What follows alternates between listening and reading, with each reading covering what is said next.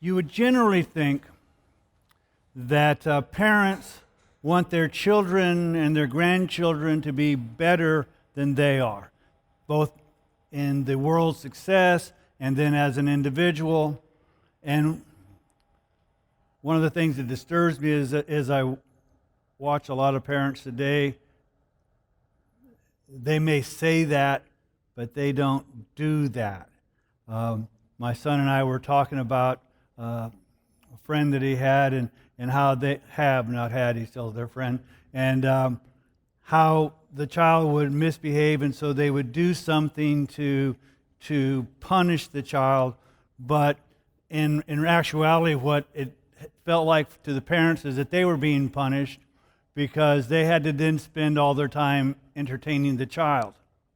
And my son, knowing that one of my favorite secular artists is Meatloaf, and he has what you would call like a rock opera song that says, "I'll do anything for love, but I won't do that." And my son goes, "That's a great sermon title for you. I'll do anything for my children, but I won't do that." And so what I want you to take a look at this is how what we do or don't do will impact our children and our grandchildren. And maybe we can learn from what others didn't do to correct those things so that they might actually be not only more successful and better people, but understand who God is and walk with Him more closely. So taking a look at Daniel chapter 5, it says this: Belshazzar the king held a great feast for 1,000 of his nobles, and he was drinking wine in the presence of the thousands. And when Belshazzar tasted the wine, he gave orders to bring the gold and silver vessels which Nebuchadnezzar his father had taken out of the temple, which was in Jerusalem, so that the king and his nobles, his wives, and his concubines might drink from them. Then they brought the gold vessels that had been taken out of the temple, the house of God which was in Jerusalem. And the king and his nobles, his wives, and the concubines drank from them, and they drank the wine and praised the gods of gold and silver, of bronze, iron, wood, and stone. Now, to give you the context, things aren't going well in Babylon. There is an army outside the city, led by the Medes and the Persians. But Babylon was such a fortified city because of its high and wide walls, and because of the provisions, it was felt that Babylon could not be taken by force, nor could it be starved out by siege, because it was said that it had sufficient supplies for 20 years. And the river Euphrates flowed through the city so that there would be a plentiful supply of water. And so that's the context, is that you might think that things aren't what they ought to be. Now, there's two things I need to bring up. Number one, people will say, it says he's the king, but actually he's whatever. His father was the king. Then later they discovered through historical and archaeological records that the father and son agreed to become co-regents, and the father went elsewhere. Some think he went to Arabia and probably felt safer there since Babylon was under siege. So they were co-regents. That's going to be important in a moment. Also, people will say, well, but Belshazzar isn't the son of Nebuchadnezzar. That's right. But the Hebrew and the Aramaic had no word for grandfather or papa. It's like people will say, well, the Bible doesn't talk about dinosaurs. You know why the Bible doesn't talk about dinosaurs? Because the word wasn't invented until about 1850. The Bible was written long before that. So you can't say, well, there's electricity isn't mentioned in the Bible. That's right, because we hadn't invented it yet. So you can't use words for things that are... So the best way to talk about a descendant is to say their father. So Belshazzar was a co-regent with his father, and his grandfather was Nebuchadnezzar. And they're having a party. And it's a big party. 1,000 nobles who are there, and the wine's flowing, and Belshazzar has a great idea.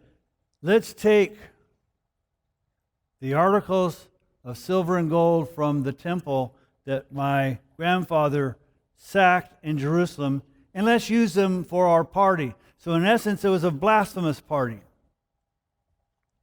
Suddenly, the fingers of a man's hand emerged and began writing opposite the lampstand on the plaster of the wall of the king's palace. And the king saw the back of the hand that did the writing. Then the king's face grew pale, and his thoughts alarmed him, and his hip joints went slack, and his knees began knocking together. He's scared jointless. You've heard people say that they're so mad that their nose is out of joint or they're out of joint. He's so scared he's out of joint. He doesn't even know what it says, but not every day do you see the back of a man's hand writing on a wall an inscription. He knows it can't be good. And so he's scared. And his entire body, his face, his body reflects it. And the king called aloud to bring in the conjurers, the Chaldeans, and the diviners. The king spoke and said to the wise men of Babylon, "Any man who can read this inscription and explain its interpretation to me shall be clothed with purple and have a necklace of gold around his neck, and have authority as the third ruler in the kingdom." See, now I want to go back. See, the Bible is always accurate. The reason he can only make him the third ruler is because the first two is occupied. The dad and him are co-regents. They're 1 and 2. So he can only offer the third position in the kingdom, which is if they can come up with this inscription and its interpretation.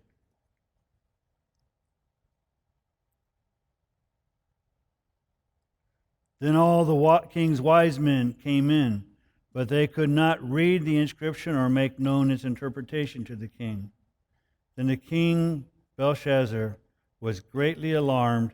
His face grew even paler, and his nobles were perplexed.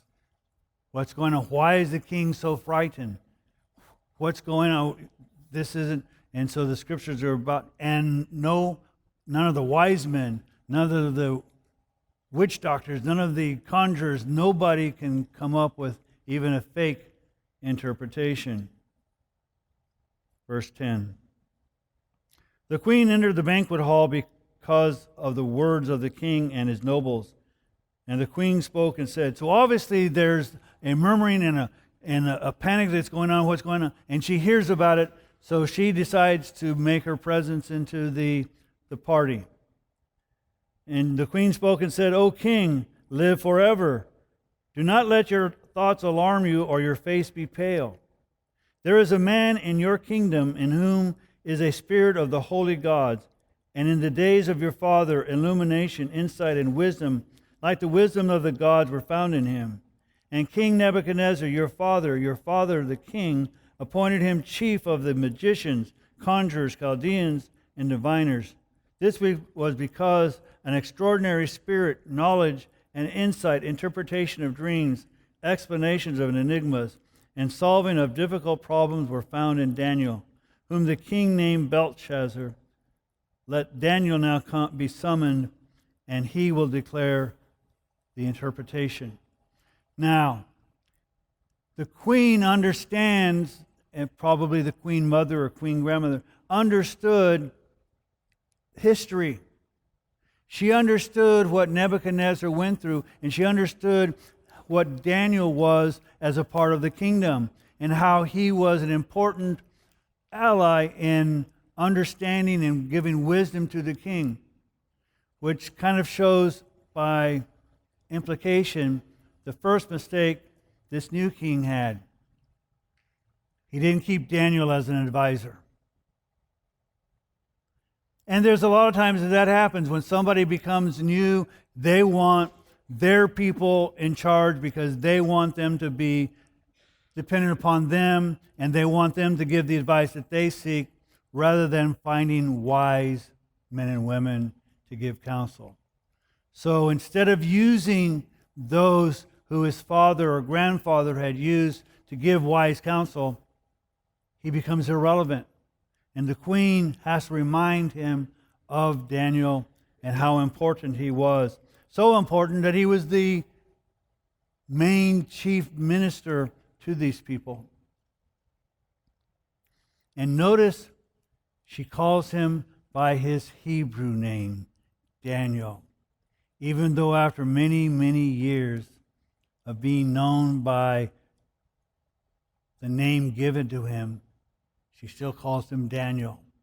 It says that your father, your grandfather changed his name, but she still calls him Daniel. But she gives the advice, there is a man. Then Daniel was brought in before the king, and the king spoke and said to Daniel, are you that Daniel who is the one of the exiles from Judah, whom my father the king brought from Judah? Now I have heard about you that a spirit of the gods is in you, and that the illumination, insight, and extraordinary wisdom have been found in you. Just now the wise men and the conjurers were brought in before me, that they might read this inscription and make its interpretation known to me.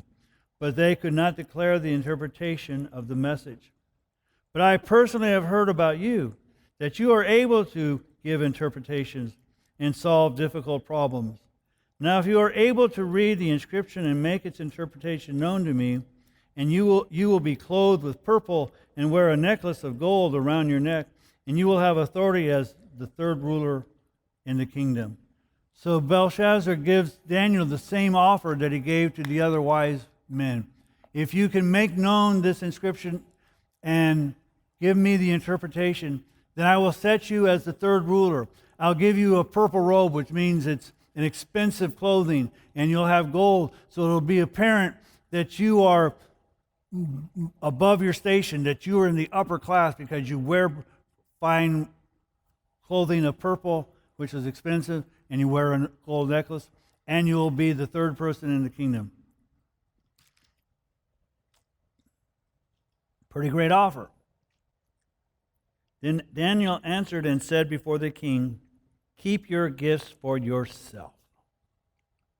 A little different response than he used to give to Nebuchadnezzar. Nebuchadnezzar is, oh, as the king lives, and this and that. His response is, keep your gifts to yourself. They don't impress me. Now we're going to see that it doesn't much matter what gifts to give, because it will last all of about a couple hours. Keep your gifts for yourself, or give your reward to someone else. However, I will read the inscription to the king and make the interpretation known to him. So he goes, I don't want any pay for this. I don't want any recognition. It's not that I can't do it, because God has given me the gift to do it, but I will do so without reward. O King, the Most High God granted sovereignty, grandeur, glory, and majesty to Nebuchadnezzar your father. Because of the grandeur which he bestowed on him, all the peoples, nations, and men of every language feared and trembled before him. Whomever he wished he killed, and whomever he wished he spared alive, and whomever he wished he elevated, and whomever he wished he humbled.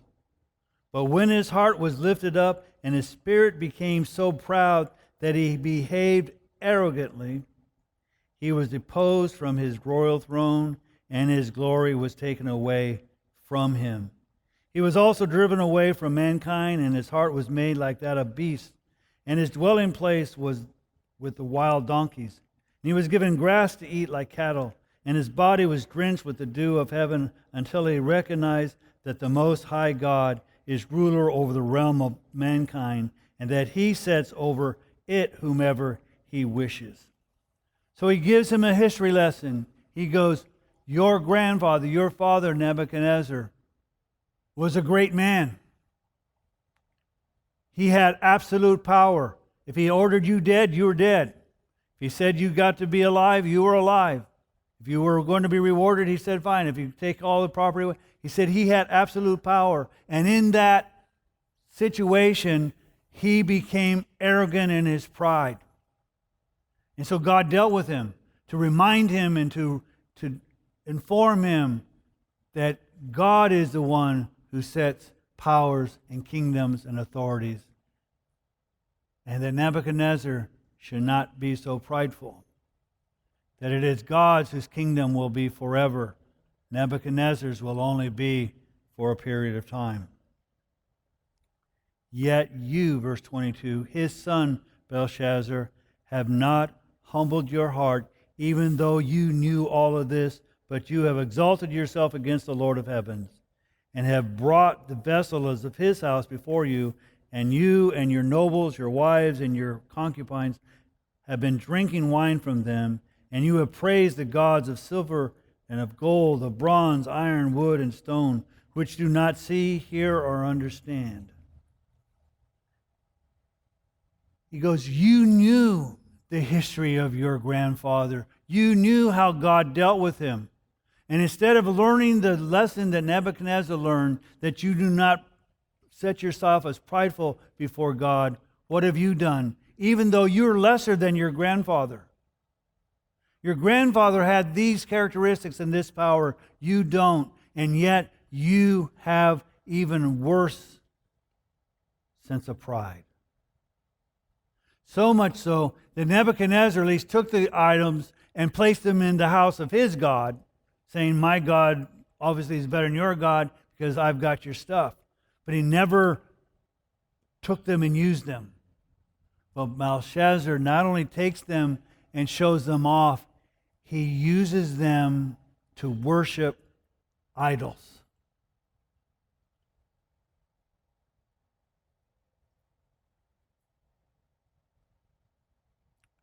So you who do not see or hear or understand, but the God in whose hand you are life breath, and all your ways you have not glorified. Then the hand was sent from him, and this is the inscription which was written out. Now as we look at this, we go, oh, that's terrible. He used the vessels of the temple of God as worship to his idols. And we can quickly jump on him, and rightfully so. But let us remind us that you and me, we are the temple of the living God. That we are vessels of his use. Now, we may not drink to other gods, but we may use this temple in a way that does not glorify him.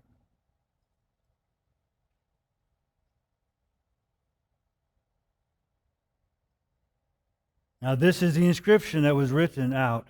Mene, mene, tekel, apsaron. This is the interpretation of the message. Mene, God has numbered your kingdom and put an end to it. Not good news. Tekel, you have been weighed on the scales and found deficient. Whoa. Not only is my kingdom days numbered, I have been weighed and found deficient. Now, before we get all prideful, because so often we say, well, you know, I'm at least better than Belshazzar. I don't do the things he does. Well, right there you've got some pride. Have you been using the things in worship of God as it ought to be rather than as at your convenience? And you may find many people, or even most people, who aren't as moral and as good and do as many nice things as you do. But as Jesus said, there are no one good except God. So if you and I were placed on the scales to be weighed, we would be found deficient. But it's because of Jesus' blood and his righteousness that we are now righteous and sufficient. And Perez, your kingdom has been divided and given over to the Medes and Persians. Daniel's time with the king, very short. A few moments when a party just got interrupted by some really bad news.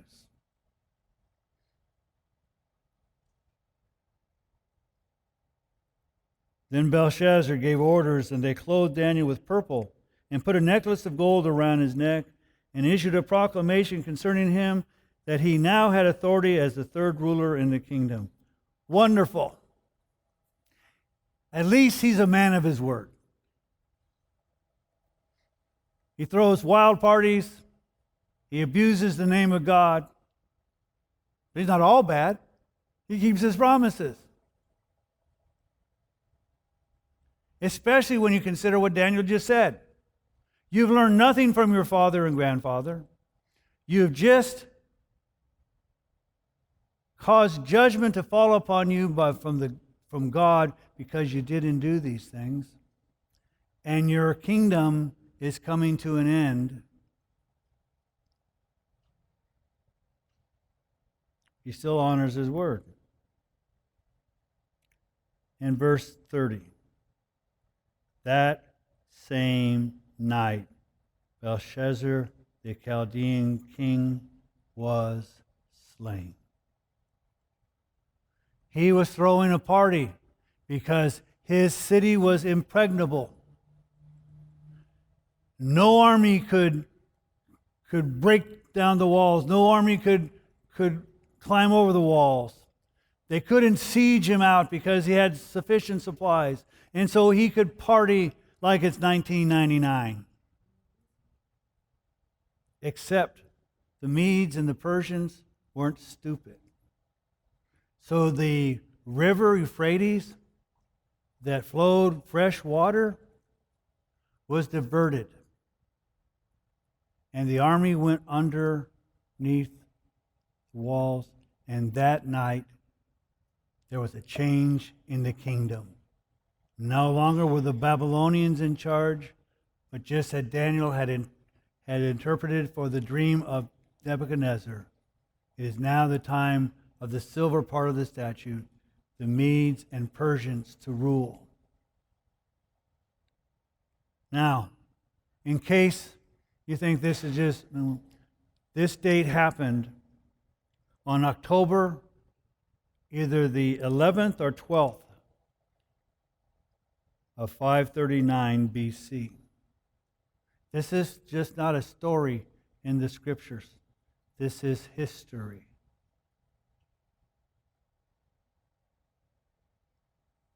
Belshazzar did not learn from his grandfather. We as parents and grandparents need to make sure that our children and grandchildren learn about God, that His love for them, that His mercy towards them, that His forgiveness and His holiness and His righteousness and all of who He is. So that when difficult times come, they're prepared. And when prosperity comes, they're prepared. Oftentimes, we are driven away from God more by prosperity than poverty, more by good things than persecution. Because in persecution, we're oftentimes driven to God. In prosperity, we tend to forget Him.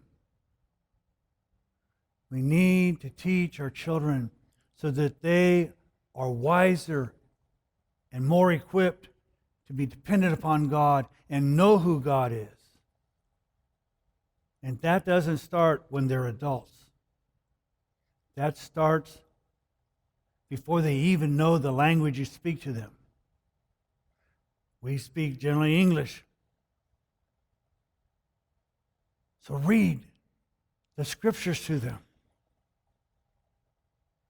It's good for them.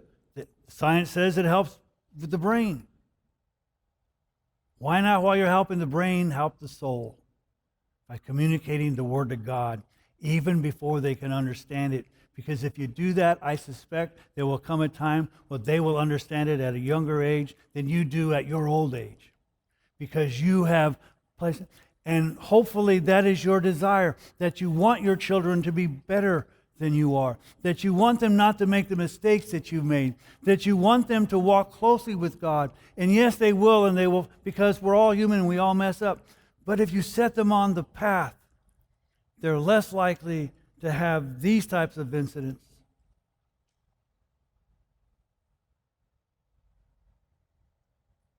So Darius the Mede received the kingdom at about the age of 62.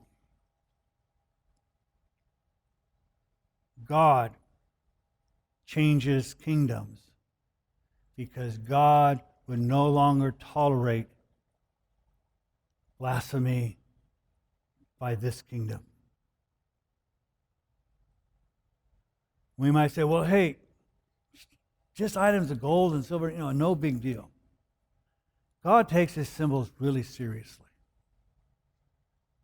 If you don't think so, ask Moses, who was told to strike a rock and then speak to a rock, and then decided to strike the rock a second time.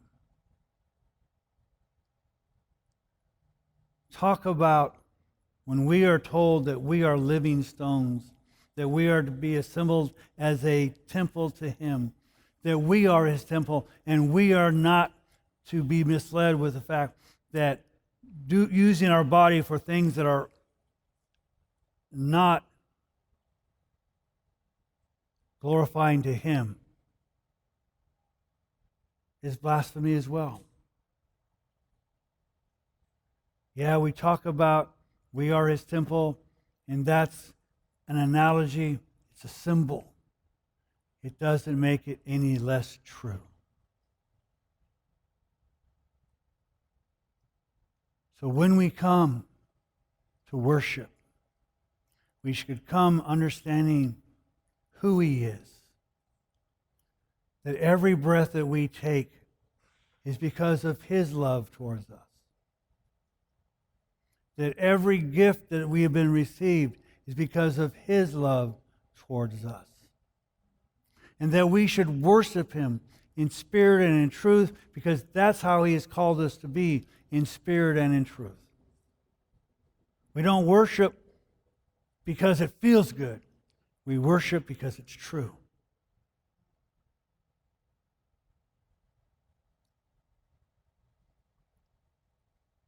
But being a temple isn't something that we just do Sunday morning until the service is over. It is 24/7, 365 or 366.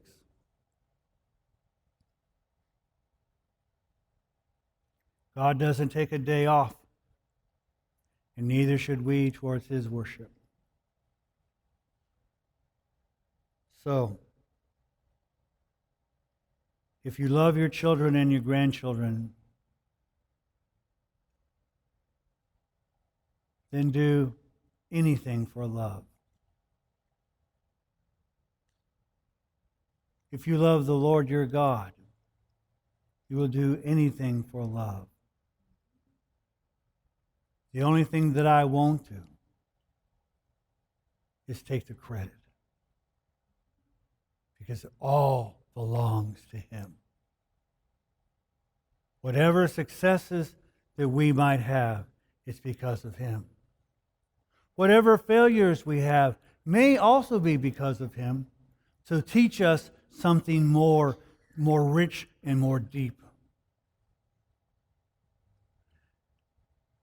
To give people a positive attitude, there's a little phrase that says, I think it came from Einstein, success is never permanent and failure is never fatal.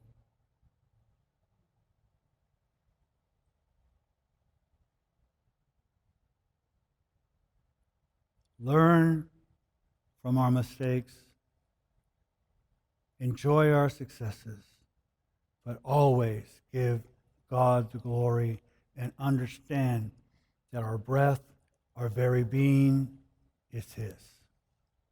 And all God's people said,